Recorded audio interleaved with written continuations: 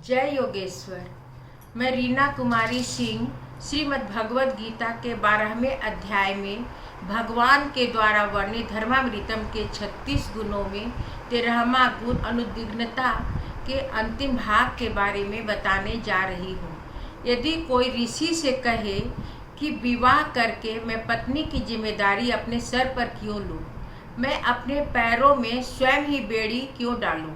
अभी मैं स्वतंत्र रूप से प्रभु कार्य कर सकता हूँ, परंतु विवाह के बाद पत्नी मेरी पैरों को पीछे खींचने ही वाली है। मैं रविवार को स्वाध्याय केंद्र करने जाऊं या पत्नी के साथ बैठ पिक्चर देखूं। प्रभु कार्य में यदि पत्नी बंधन कारक है तो मैं इस बंधन को क्यों स्वीकारूं?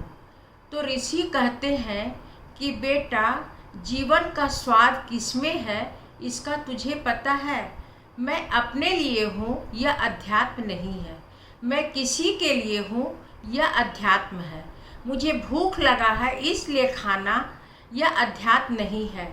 लेकिन जैसे मुझे भूख लगा है वैसे दूसरों को भी लगी होगी, यह सोचकर पहले उसको खिलाकर खाना ही अध्यात्म को खिलाकर ही खिलाना अध्यात्म है।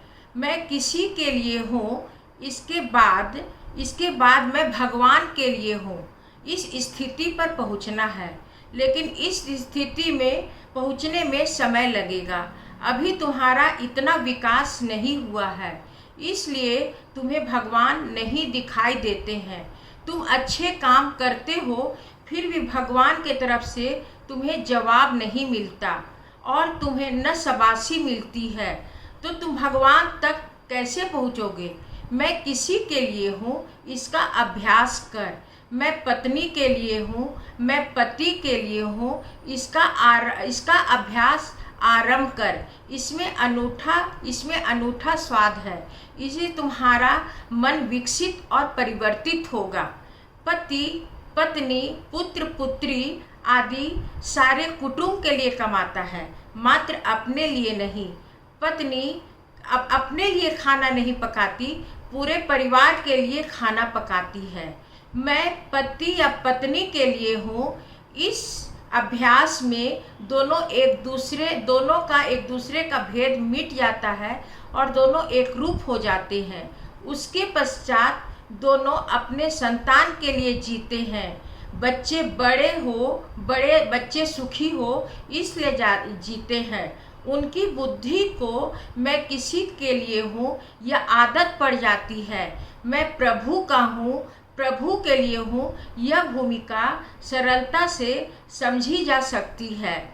एक एमए उत्तीर्ण व्यक्ति बाल पोथी पढ़ने वाले बालक को बाल पोथी की तुच्छता दिखाता है तो यह ठीक नहीं है। उसे बाल पोथी की तुच्छता दिखाने की क्या आवश्यकता है? इससे तो ऐसा होगा कि बाल पोथी पढ़ने वाला बालक उसे फेंक देगा और एमए का ग्रंथ भी नहीं पढ़ सकेगा। फिर उसकी तो कैसी विचित्र स्थिति हो जाएगी। इसलिए एमए उत्तीर्ण व्यक्ति को बाल पोथी पढ़ने वाले बालक को बुद्धि भेद नकल बाल पोथी की तारीफ करनी चाहिए, ताकि वह बाल पोथी रुचि से पढ़कर अपने अभ्यास को बढ़ाते एमए का ग्रंथ पढ़ सकेगा। सृष्टि में जिन लोगों ने भगवान के साथ साधर्म साध लिया है और जिसे आत्म सुख मिलने लग गया है, उसे यह याद रखना चाहिए कि उसे अपने जीवन में बहुत सावधानी और संयम पालना है और सावधानी बरतनी है। इतना ही नहीं, उसे सामान्य लोगों के साथ बहुत सामान्य मानव बनकर रहना होगा।